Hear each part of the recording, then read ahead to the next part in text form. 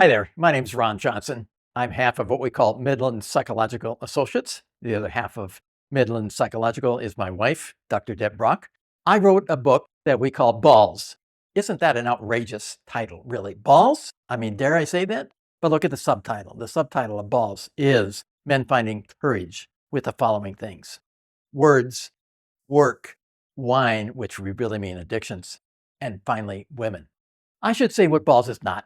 Balls is not aggressive. Balls is not, I'm better than you. Balls is not really even gender related. I mean, I have heard women say, it was a ballsy thing that I did. So, ballsy, or having a pair, or growing a pair, or just having balls, that has nothing to do with genitals. It really doesn't have anything to do with specifically male, but it is a term that describes what I want to communicate to men, which is to be courageous.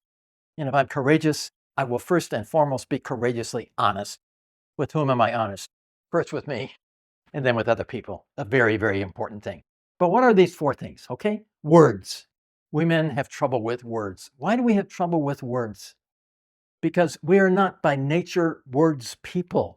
Women are much more words based than we men are. Plus, school is all about words, and school isn't always good for a lot of men because it is so words oriented. Words are really important, especially emotional words. If I can translate how I feel to what I think, to what comes out of my mouth, I will be much more successful in the rest of life. And what's the rest of life? The rest of life is work. I believe, now not everybody believes this, but I believe a man needs to have work that is passionate and purposeful and meaningful. Now, that work, by the way, could be any number of things. It doesn't have to be work that I normally do. It could be maybe I'm a writer and I write, or maybe I'm a guy that does hands-on kind of stuff, or maybe my work is I'm a musician, or maybe my work is actually I'm a sports guy. It's really, really important for me. Or maybe I'm a computer guy and I'm on the computer all the time and I'm looking at what's out there. All of those are different kinds of work, but it is not the specific kind of work, it's the passion of it. We have a neighbor who, by the way, swings a hammer primarily, and he loves his work. And I know people who are musicians and love their work. And I know people who are on the computer and hate their work, or people that love it. So the important thing about work is it needs to be meaningful for me. It needs to be a reflection of who I am. To be ballsy with work is for my work to be a reflection of me. So we have words first, very important, and then work second, and then what we call wine, which is just for the alliteration purposes, an addiction. What's an addiction? Something that I do that takes a larger and larger portion of who I am. By the way, I could be addicted to any of these things. I could be addicted to reading or swinging a hammer or being on the computer or maybe being on the cell phone. I mean, I know guys that are in 5 different ball leagues every night. Now that's fine, but it could be an addiction because it takes away from the rest of life.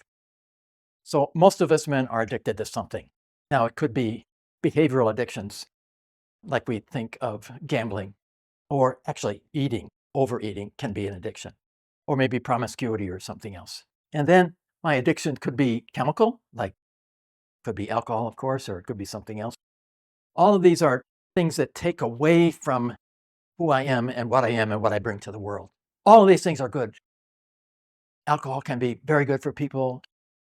Playing ball can be very good for people. Being on the can be very good. So all of these things are not bad in themselves. But when I become addicted to something, it starts encroaching on the rest of life. It encroaches on my words. I don't say much. It encroaches on my work. I don't work well. And it encroaches on the fourth thing of what it means to be ballsy, and that is to relate to women.